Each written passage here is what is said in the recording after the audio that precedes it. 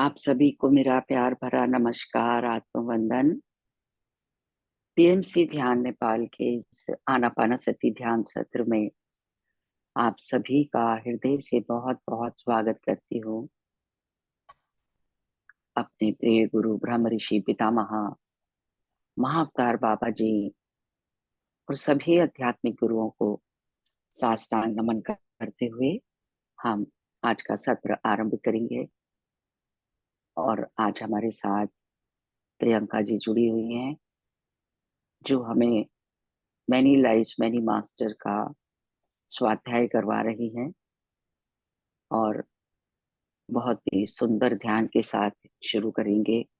तो मैं आमंत्रित करूंगी। वेलकम वेलकम प्रियंका, आपका बहुत बहुत स्वागत है, अभिनंदन करते हैं हम सभी को। Over to you.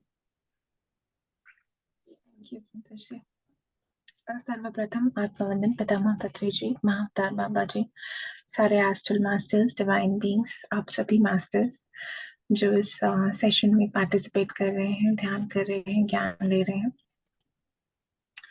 सबसे पहले हम सेशन की शुरुआत ध्यान से करते हैं। तो हम ध्यान की स्थिति में बैठ जाइए। हाथों की उंगलियों को क्रॉस करना है और पैरों को क्रॉस करना है। आंखें बंद करनी है और अपने आसपास पानी का ग्लास या बॉटल रख लीजिए।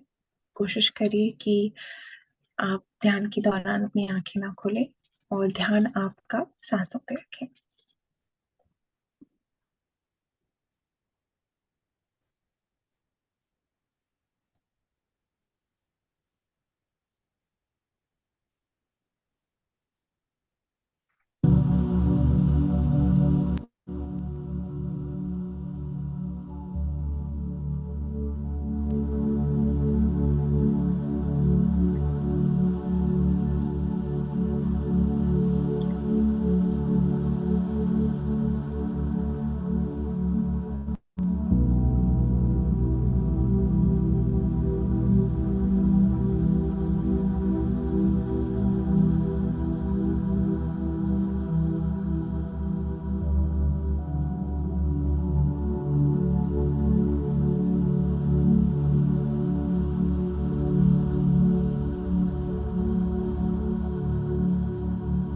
ऐसे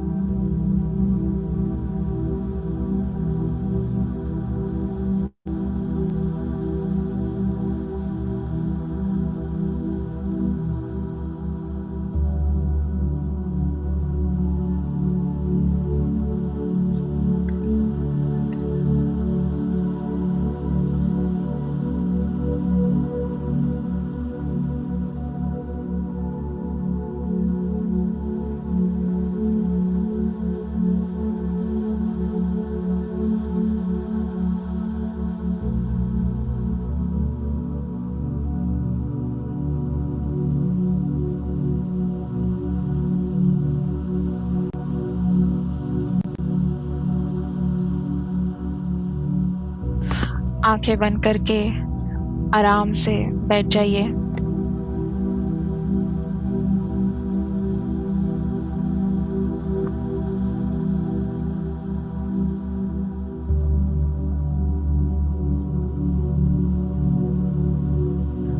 अपनी सांसों पे ध्यान दें। एक गहरी सांस लें और धीरे से छोड़ें।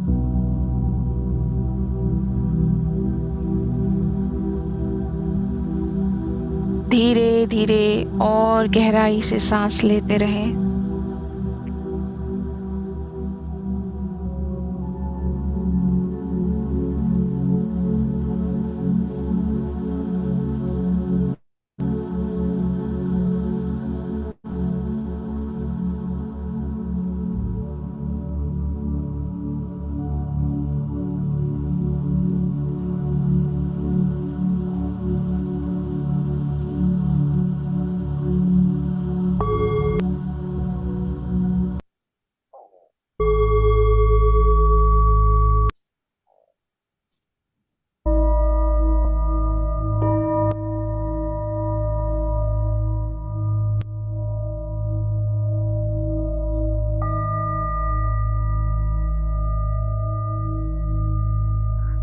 इस समय आप एक दिव्य आत्मा हैं।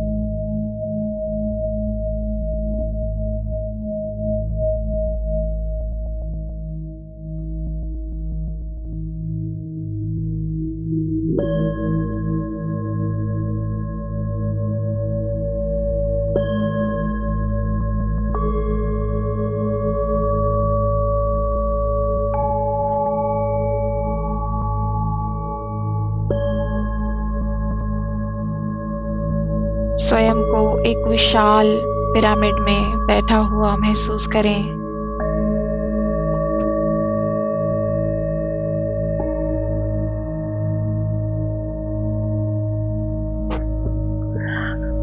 अब हम यहाँ पे महादेवी लक्ष्मी, महादेवी सरस्वती, माता पार्वती, महादेवी दुर्गा,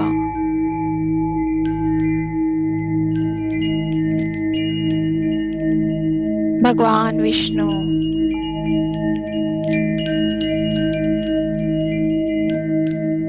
महादेव,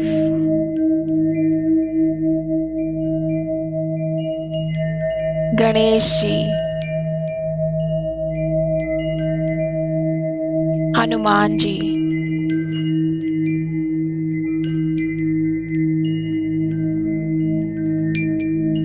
पितामह पत्री जी, महाअवतार बाबा जी, सारे एस्ट्रल मास्टर्स, स्पिरिचुअल गाइड्स, इन सभी को हम इस ध्यान में बहुत प्रेम से आमंत्रित करते हैं।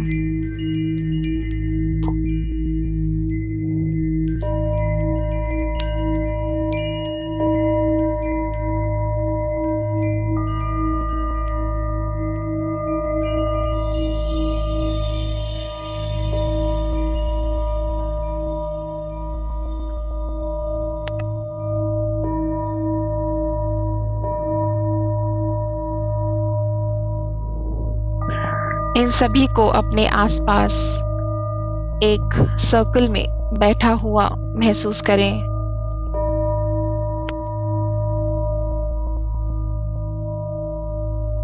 और देखें कि एक गोल्डन प्रकाश इन सभी से आपके शरीर में प्रवेश कर रहा है।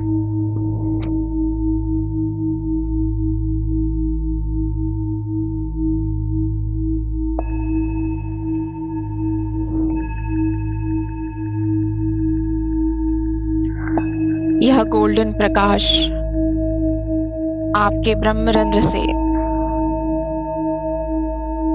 धीरे धीरे आपके शरीर में प्रवेश कर रहा है।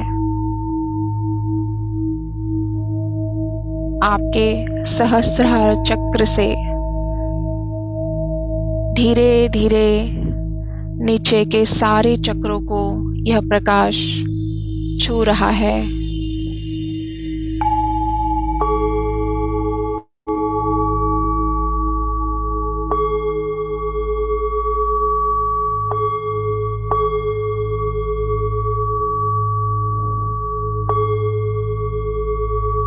आपके सातवें चक्र के माध्यम से अपने शरीर में इस प्रकाश को प्रवेश करते हुए और अपने हृदय चक्र में जाते हुए महसूस करें।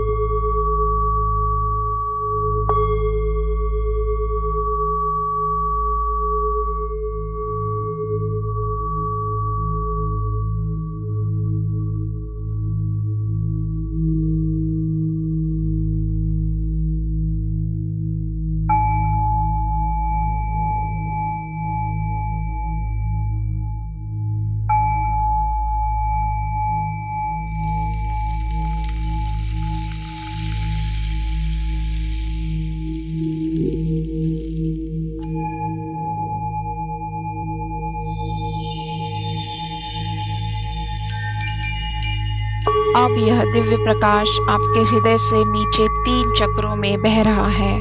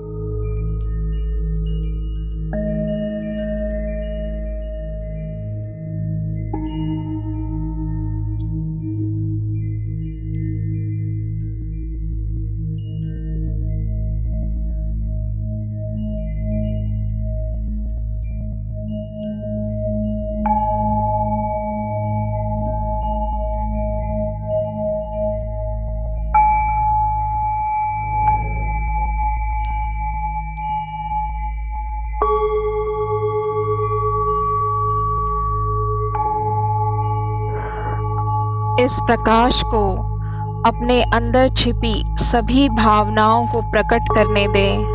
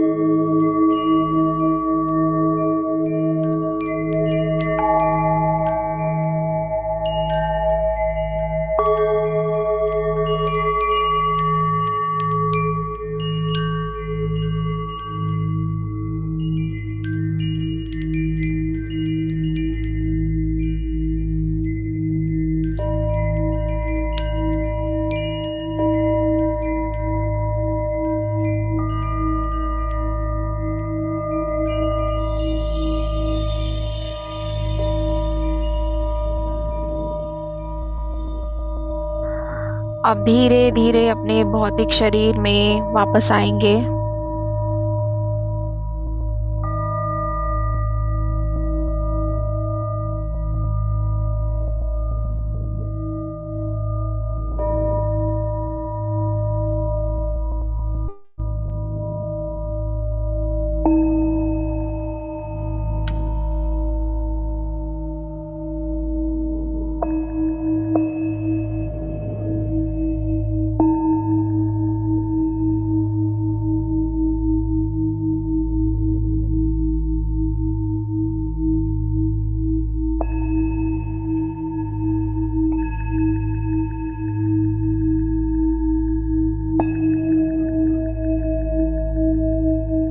शरीर को एकदम रिलैक्स रखें।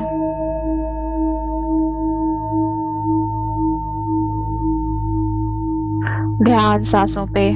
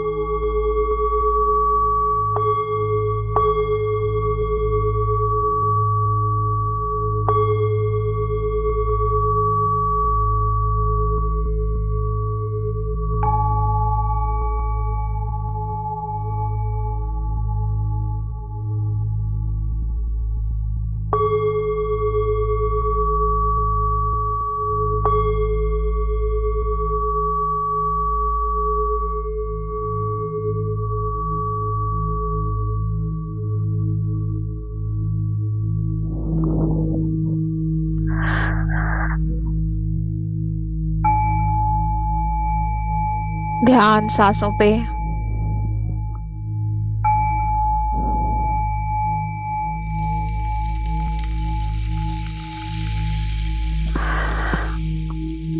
धीरे धीरे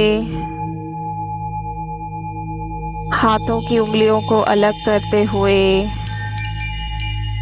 उन्हें अपनी आंखों पे रखें।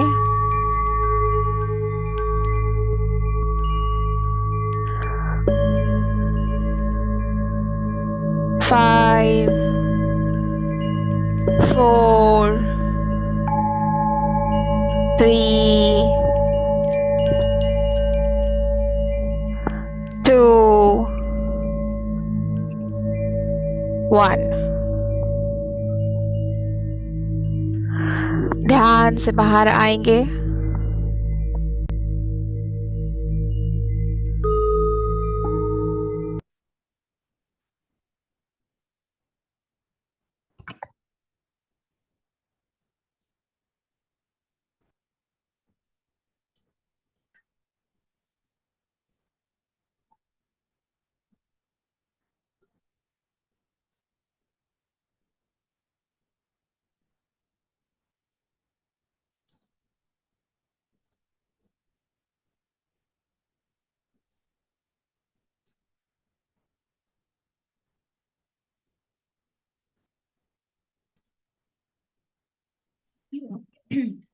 Thank you, Priyanka. What detail. Thank you, Priyanka. Thank you. Thank you, Priyanka. छान ध्यान झालं. प्रियंका छान जी. झालं ध्यान. Thank you, Priyanka. Thank you, Priyanka. Thank you. Thank you Priyanka, बहुत सुंदर ध्यान। थैंक यू बहुत प्रियंका बहुत बढ़िया ध्यान लगा आज. Thank you. हम स्वाध्याय की तरफ बढ़ते हैं।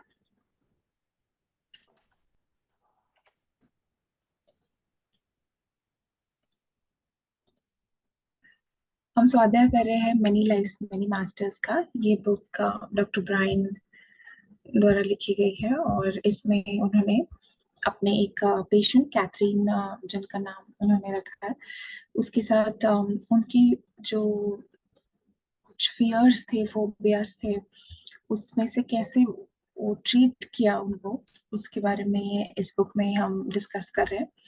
और आज हम चैप्टर 7 देखेंगे, उसका समरी देखेंगे। इतने जितने हमने देखे हैं अभी तक चैप्टर्स, उसमें हमने देखा कि कैसे हिप्नोथेरेपी के माध्यम से वो कैथरीन की पास्ट लाइफ में जाके वहां से इंफॉर्मेशन लेके आ, वो दोनों एक दूसरे को मतलब डॉक्टर ब्रायन क्वेश्चन पूछ रहे हैं और कैथरीन आंसर करती है, और उस क्वेश्चन आंसर्स के जो उनके सेशंस हैं वो ऐसे ही होते हैं। और बीच बीच में मास्टर्स जो है इन बिटवीन लाइफ्स के स्टेट में मास्टर्स आके डॉक्टर ब्रायन को मैसेजेस देते हैं। तो लास्ट टाइम बहुत सारे मैसेजेस डॉक्टर ब्रायन को मिले, जैसे कि हम खुद चूज करते हैं कि हम कौन से शरीर में आएंगे, कब जाएंगे, हर हर सारी डिटेल्स जो है हमारे लिए मास्टर्स डिसाइड करते हैं, और हम खुद उससे स्वीकार करते हैं जब हम इन बिटवीन स्टेज में होते हैं, एक लाइफ से दूसरे लाइफ के बीच में। तो आज आगे और देखते हैं इन दोनों के बीच में क्या आगे कन्वर्सेशन होता है। सबसे पहले तो इस वीक की जो अपॉइंटमेंट है उसमें कैथरीन आती है, तो डॉक्टर ब्रायन कहते हैं मैं उसे लास्ट वीक जो उसने मुझे बोला था वो सब मैंने रिकॉर्ड किया था। तो मैं उसको सुनाने लगा, तो मैंने उसको बताया कि आफ्टर दैट एक्सपीरियंसेस जो तुमने मुझे लास्ट टाइम बताया वो बहुत ही इंटरेस्टिंग था, तो मैं चाहता हूँ कि तुम सुनो। पर उसने थोड़ा सा सुना और उसके बाद कैथरीन ने बोला कि नहीं, मुझे कोई इंटरेस्ट नहीं है सुनने में। और तब डॉक्टर ब्रायन को याद आती है मास्टर्स का वो मैसेज जिसमें उन्होंने बताया था कि ये सब जो हो रहा है वो कैथरीन के लिए नहीं, आपके लिए हो रहा है। इसीलिए कैथरीन को अगर डॉक्टर ब्रायन सुना भी रहे हैं रिकॉर्डिंग लास्ट सेशन की, तो कैथरीन इंटरेस्टेड नहीं है बिल्कुल भी। बाद में डॉक्टर ब्रायन सोचते हैं पता नहीं कितनी देर तक ये सेशंस चलेंगे, क्योंकि हर हफ्ते उसकी हालत इम्प्रूव होती जा रही है। थोड़ा सा थोड़ी सी अभी कुछ सिम्टम्स हैं, बाकी तो बहुत सारी चीजें इम्प्रूव हो गई हैं। उसकी थोड़ी सी रिलेशनशिप उसके हस्बैंड के साथ अभी भी इतनी अच्छी नहीं है, बट बाकी सारी चीजें तो काफी सुधर गई हैं। हमने कोई ट्रेडिशनल साइकोथेरेपी ऐसे कुछ नहीं किया, हम लोग बस थोड़ी देर बात करते हैं और फिर हम अपने हिप्नोटिक रिग्रेशन में, पास्ट लाइफ रिग्रेशन में चले जाते हैं। फिर कैथरीन जो है वो सच में क्योर हो रही थी, और उसके जो पैनिक अटैक्स है वो कम होते जा रहे थे। उसके अंदर से मृत्यु का डर निकल गया था। और ज्यादातर डॉक्टर ब्रायन कह रहे जो साइकियाट्रिस्ट है वो एंटी डिप्रेसेंट मेडिसिन देते हैं, फिर उनको कुछ ग्रुप थेरेपी में जाने के लिए बोलते हैं पेशेंट्स को। पर उनको ऐसा लगता है कि ये जो सिम्टम्स होते हैं ये सब बायोलॉजिकल बेसिस होता है, इसलिए वो केमिकल्स का यूज करते हैं। लेकिन हम लोगों ने तो हिप्नोसिस से ही सारा कुछ अचीव कर लिया। तो और ये सब traditional therapy, medicine, group therapy, इन सब की कोई जरूरत ही नहीं थी कैथरीन को, क्योंकि वो बहुत ज्यादा उसकी हालत में सुधार हो रहा था और उसकी सिम्टम्स गायब हो रहे थे, बहुत खुश लग रही थी वो। और वो जो चमक है वो उसके चेहरे पे हम देख सकते हैं। उसके बाद फिर से वो चली जाती है रिग्रेशन में, और अब वो कहती है कि उसको एक बिल्डिंग दिख रही है जिसके ऊपर एक डोम लाइक स्ट्रक्चर है। फिर आगे जाके बोलती कुछ लोगों ने ऐसे लंबे लंबे कुछ कपड़े पहन रखे हैं, बहुत सारे गोल्ड के फिगर्स हैं, बहुत ऐसे कुछ विलेज से बाहर कहीं पे है, वो बीमार है। उसमें ऐसी बीमारी है जो स्किन से रिलेटेड कोई बीमारी है। और फिर बोलते कि हम गांव में नहीं जा सकते, हम लोगों को एक अलग ही जगह पे कहीं पे रखा हुआ है। तो डॉक्टर ब्रायन कह रहे हैं कुछ तो लिप्रोसी जैसे कुछ बीमारी लग रही है, और हम कहती कि हमें जब तक हमारी मृत्यु नहीं हो जाती तब तक हमें उस जगह पे रखा जाता है। तो अपने खाने के लिए उन्हें हंटिंग करके अपना खाना लाना पड़ता है, कोई उनसे मिलने नहीं आता, वो किसी से मिल नहीं सकते। और धीरे धीरे वहीं पे उनकी लाइफ, वो वाली उसकी लाइफ वहीं पे खत्म हो जाती है। तो बोलती है कि हम हमारे पास कोई आ नहीं सकता, क्योंकि उस उस समय ऐसा माना जाता था कि हमने कोई बहुत बड़ा पाप किया है जिसकी सजा हमें मिल रही है, तो हम हमको सोसाइटी से एकदम अलग कर दिया जाता है। आगे उसको और ले जाते हैं, वो उसकी उस लाइफ की डेथ के टाइम पे। तो वो कह रही है कि जब किसी कोई जाने वाला होता है तो उसको एक अलग से केव में जाके रख देते हैं और फिर उससे कोई मिलने नहीं जाता। फिर वो उस पेन को एक्सपीरियंस कर रही है, जब उसकी बॉडी बहुत ज्यादा पेन में थी इस बीमारी की वजह से। और फिर धीरे धीरे वो अ, उसकी जो सोल है वो चली जाती है। उसके बाद डॉक्टर ब्रायन रुक रुक जाते हैं कि उनको लगता है कि अभी मास्टर्स का कोई शायद मैसेज आए, लेकिन इमीडिएटली वो दूसरी लाइफ में आ जाती है। अब इस बार उसको बिल्डिंग्स दिख रहे हैं, ऑलिव ट्रीज दिख रहे हैं, लोगों ने कुछ फनी सा चेहरे पे लगा के रखा है, वो बोल रही है शायद कोई त्योहार है। और फिर आगे वो देखती है कि मेरे ऊपर अपने बालों के बारे में बताती है। फिर वो बोलते हैं कि आपको कुछ डेट वगैरह कुछ पता चल रही है, तो वो कह रही है नहीं, पर मेरे जो हस्बैंड है वो मेरी साइड में बैठे हैं, मैं उनको जानती नहीं हूँ। और एक बच्चा भी है मेरे साथ। और उसके बाद डॉक्टर ब्रायन और क्वेश्चन पूछते हैं आपके आसपास और कौन है। तो वो कहते हैं कि कैथरीन कह रही है पता नहीं, हम लोग बस कुछ देख रहे हैं, कुछ गेम में से देख रहे हैं, लेकिन आप हो वहां पे। कैथरीन बोलती है डॉक्टर ब्रायन को। तो ये वही लाइफ टाइम है जिसमें पहले भी एक बार वो गई थी, जहाँ पे डॉक्टर ब्रायन उसके टीचर थे, डायगनीस करके उनका नाम था। तो ये वही लाइफ टाइम में वो वापस आ गई है। और वो कह रही है कि आप थोड़ी सी एज ज्यादा है आपकी, और लेकिन आप मुझसे रिलेटेड है इस लाइफ टाइम में, आप मेरे मॉम के भाई है, मतलब मामा जैसे हम बोलते हैं। तो उस लाइफ टाइम में डॉक्टर ब्रायन उसके मामा थे, लेकिन उस लाइफ टाइम में भी ये एक टीचर थे। और कैथरीन बोलती है कि आपकी वाइफ है, आपके बच्चे हैं, दो बेटे हैं आपके, मुझसे एज में बड़े हैं वो। मेरी उसकी कैथरीन की मॉम का तो वो बहुत जल्दी चली गई थी, पर उसके पिता ने उस लाइफ टाइम में उसको बड़ा किया, शादी की, और अब वो प्रेग्नेंट है, बेबी के साथ बेबी एक्सपेक्ट कर रही है। पर उसको थोड़ा सा डर लग रहा है। उसको ऐसा लग रहा है कि ये बेबी डिलीवर करते करते कहीं वो चली ना जाए, तो क्योंकि वो बहुत पेन में है। पर वो डॉक्टर ब्रायन उसको ले जाते हैं उस टाइम में जब बेबी डिलीवर होता है। और जो पेन उस वो महसूस कर रही है, वो अभी कैथरीन की बॉडी में भी उसको सेम सेंसेशंस और सेम पेन हो रहा है। पर वो बर्थ दे देती है और ठीक हो जाती है, उस स्टेज से वापस आती है। थोड़ी देर के बाद पूछते हैं अभी तुम कहाँ पे हो, उसी लाइफ टाइम में चल रहे हो। तो वो रही है कि कुछ बास्केट्स दिख रहे हैं, एनिमल्स दिख रहे हैं, खाना लेके जा रहे हैं।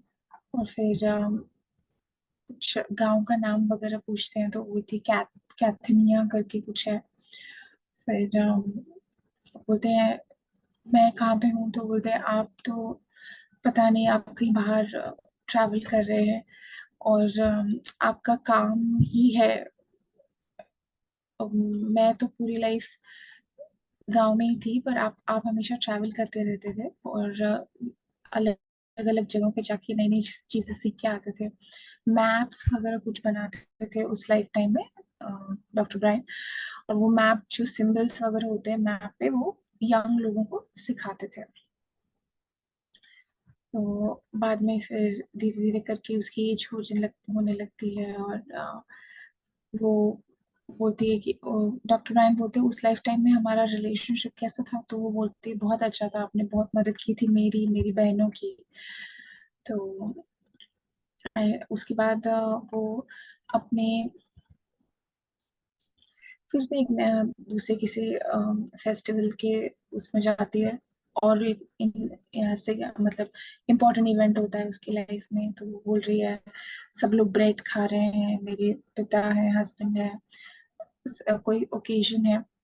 और आगे वो बोलती है कि डॉक्टर ब्रायन उसको बोलते हैं कि आप अपने आसपास देखिए, किसी को आप पहचानते हैं? तो जब वो अपने पिता को देखती है तब उसको याद आता है, बोलते हैं हाँ ये एडवर्ड है।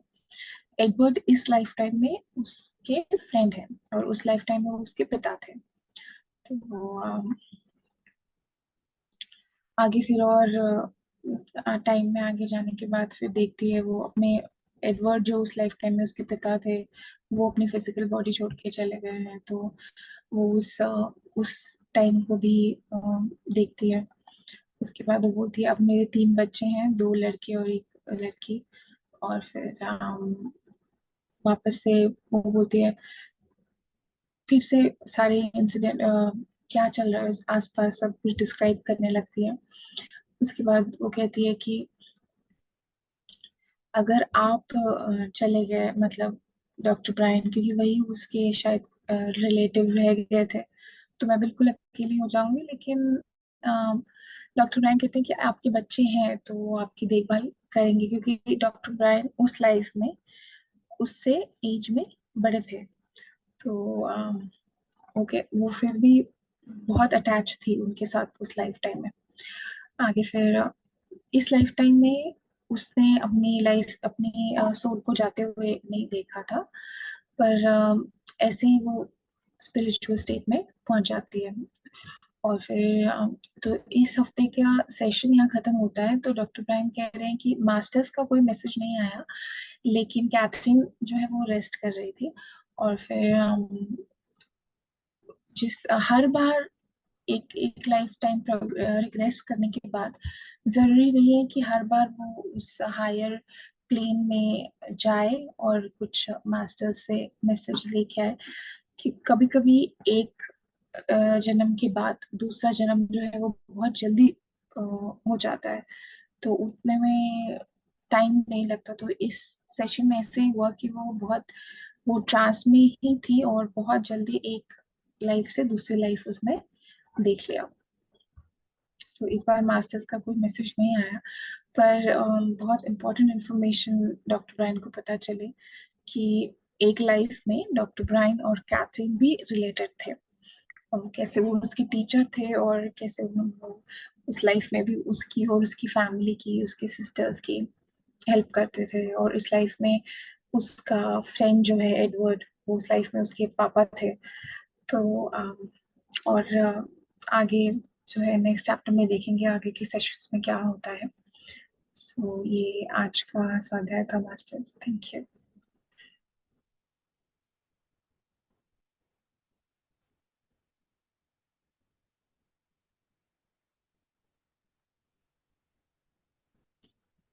Thank you Priyanka ji. Thank you Priyanka, thank you. Thank you Priyanka ji, बहुत सुंदर तरीके से बताने के लिए। Thank you Priyanka, thank you so much, आप अच्छे से बताएं।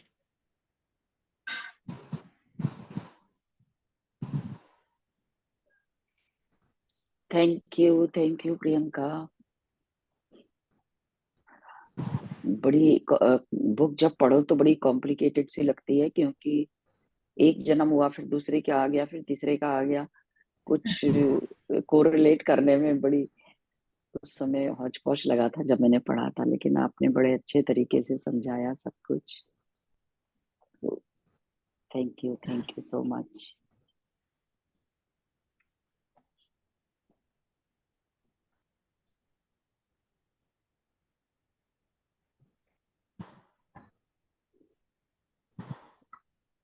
कोई भी और शेयरिंग करना चाहते हैं तो प्लीज बात करें, शेयर करें, कोई भी पिछले जन्मों से रिलेटेड।